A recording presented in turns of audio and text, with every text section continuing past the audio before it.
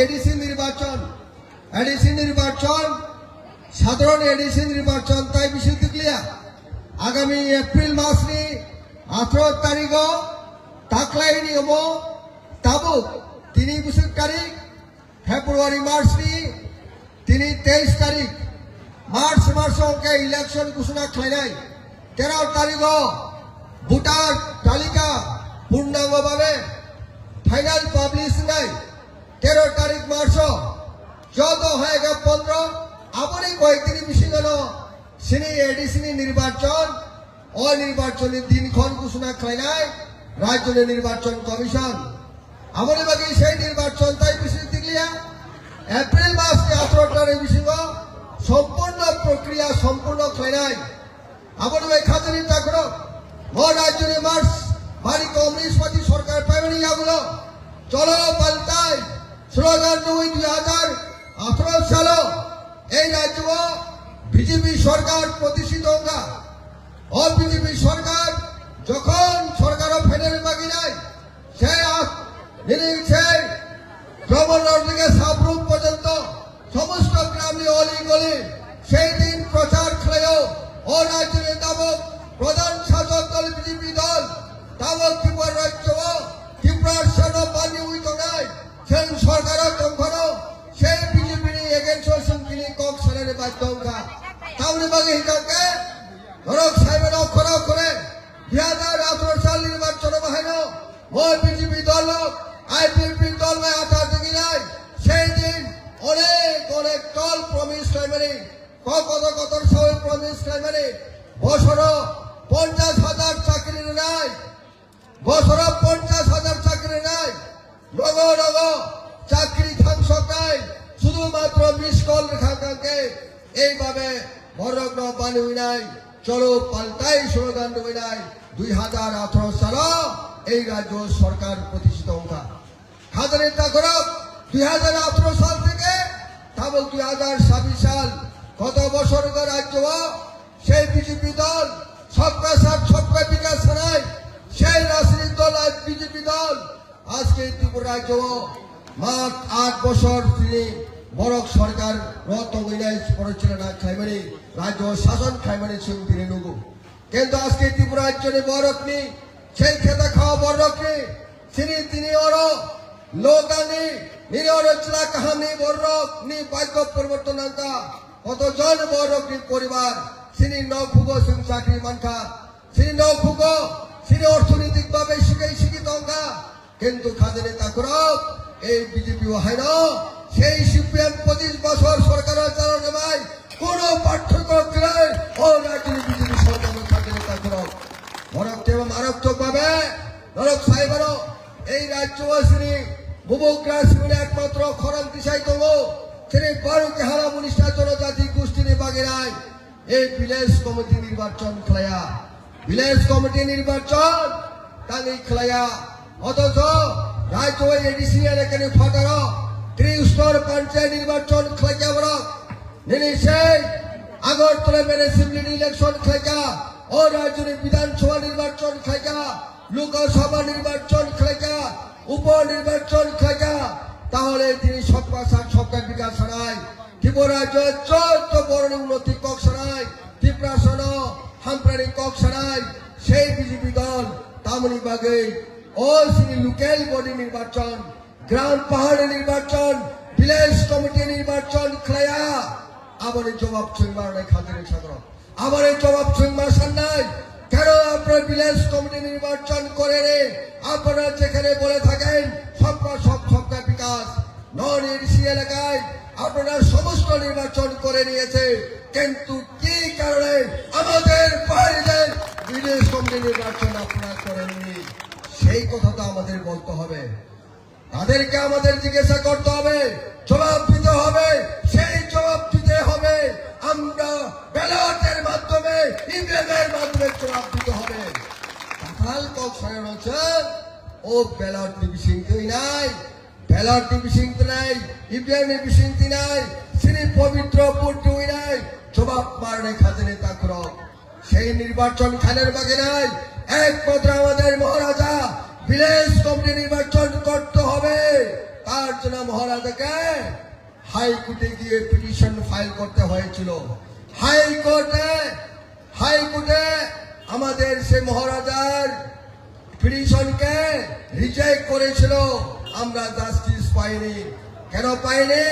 BJP বোর্ডের খবরদারি, বিজেপিরা নিয়ন্ত্রণ করে রাজ্যের হাইকোর্টকে, তাই প্রমাণিত হয়েছে বন্ধুগণ। কিন্তু সেই হাইকোর্টকে চ্যালেঞ্জ করে মহারাজা এখানে বসে থাকেনি। দেশের সর্বোচ্চ আদালত সুপ্রিম কোর্টে গিয়ে মহারাজাকে ফাইট করতে হয়েছে, আইন নিয়ে ফাইট করতে হয়েছে। গত 11 তারিখ ফেব্রুয়ারিতে সুপ্রিম কোর্টে সেই রায় করার জন্য সেখানে ডিরেকশন দেওয়া হয়েছে রাজ্য সরকারকে এবং রাজ্যের নির্বাচন কমিশনকে। আপনাকে 26 তারিখ ফেব্রুয়ারিতে এফিডেভিট জমা দিতে হবে। সেই দিন আপনাকে বলতে হবে কত তারিখে বিলেজ কমিটি নির্বাচন করবেন, কত তারিখে এডিসির সাধারণ নির্বাচন করবেন। সিমালটানিয়াসলি নির্বাচন করতে হবে। তার জন্য রাজ্য সরকার এবং এই রাজ্যের নির্বাচন কমিশনকে নির্দেশ দেওয়া হয়েছিল বন্ধুগণ। তাই আজকে 23 তারিখে আরো মাত্র 3 দিন অপেক্ষায় থাকতে হবে আমাদের। সুপ্রিম কোর্ট ফাইনাল হিয়ারিং শুনবেন, তারপরে জাজমেন্ট দিবেন। তারপরে আর কোথাও তো পালানোর জায়গা থাকবে না। সুপ্রিম কোর্ট স্পষ্টভাবে সাহিত্য মোতাবেক খাজনে তাকরক রাজ্য সরকার দাবক এফিডেভিট জমা মারছে নাই এই 26 তারিখ। তাই খাজনে তাকরক একমাত্র আমাদের মহারাজা এই রাজ্যের সকল অংশ মানুষের জন্য, তাদের দায়িত্ব পরিবর্তন করার জন্য, তাদের উন্নতি করার জন্য মাথায় রেখে কাজ করে থাকেন। শুধুমাত্র মহারাজা হিন্দুদের জন্য উনি চিন্তা ভাবনা করেন, মুসলমানদের জন্য উনি চিন্তা ভাবনা করেন। যখন হিন্দুদের উপর আঘাত করে ওই বাংলাদেশে মুসলিম, সেখানে সংখ্যালঘু, আমাদের হিন্দু সংখ্যালঘু জনজাতির উপরে যখন নিপুরান অত্যাচার চলছিল, তখন মহারাজাই একমাত্র তাদের প্রতি, তাদের দাবি, তাদের অধিকারের জন্য, তাদের নিরাপত্তার জন্য কথা বলে থাকেন। শুধু নয়, উনি সারা আন্তর্জাতিক রাজনীতির পরিমণ্ডলে দাঁড়িয়ে স্পষ্ট কথায় উনি বলে থাকেন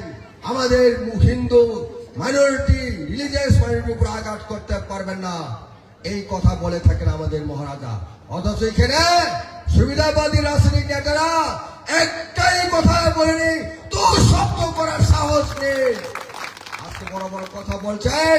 রাজ্যের মুখ্যমন্ত্রী প্রফেসর ডক্টর মানিক সাহা থেকে আরম্ভ করে প্রাক্তন মুখ্যমন্ত্রী, ওনারা তো একটাই কথা বলেনি। শুধু তাই নয়, এই রাজ্যে যখন মুসলমানদের উপর আঘাত আছে তখনও মহারাজা ওনাদের পাশে দাঁড়িয়ে এই রাজ্যের কৃষি সংস্কৃতি মাথায় রেখে,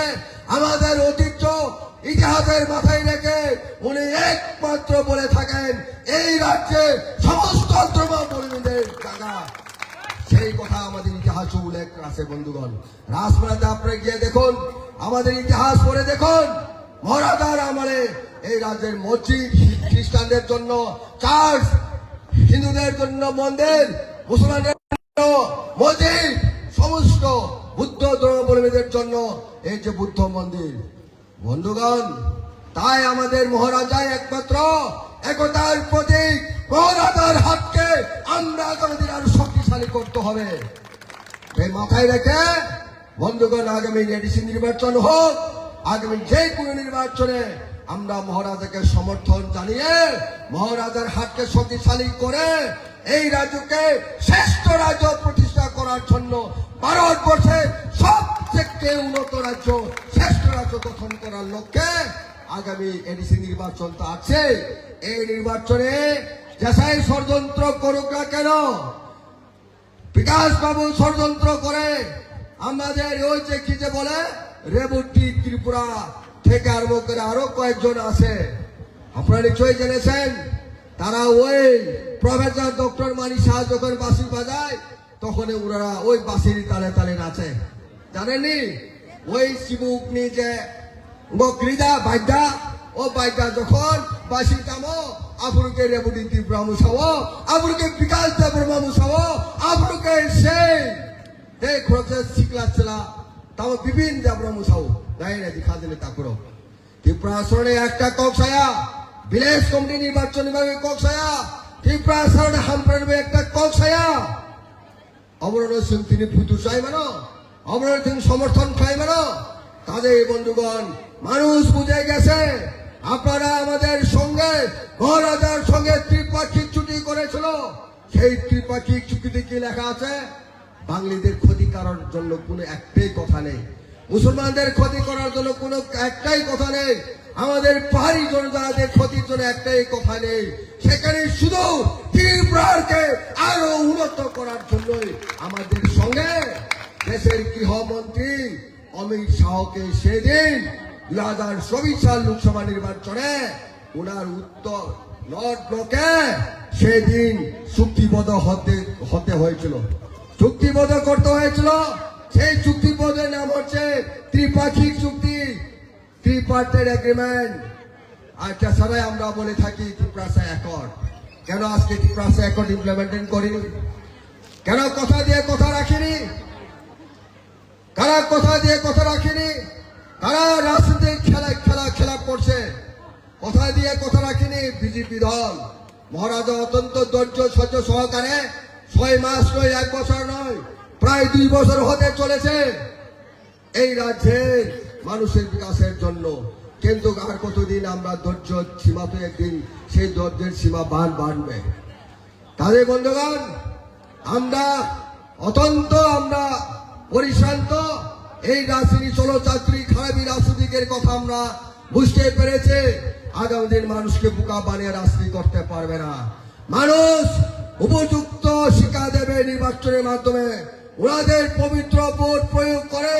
আগামী এডিসি নির্বাচনে মানুষ 28টার মধ্যে 25টা আসনে আমরা পুনরায় এডিসির ক্ষমতায় দখল করতে চলেছে বন্ধুগণ অথচ ওরা বলছে 28টার মধ্যে 28টা নাকি বিজেপি আসন দখল করবো কোথায় আমরা করতে পারবো এখানে আজকে এই মাটিতে দাঁড়িয়ে এই ট্রাইব কাহামতে দাঁড়িয়ে বলছে এখানেও আমাদের ত্রিপুরা মতা পার্টি জয়ী হতে চলেছে বন্ধুগণ সেখানে তো আমাদের পরাজিত হয়েছিলাম গত নির্বাচনে কয়েক হাজার বুথে মাত্র 1300 বুথে না কত জানি বুথে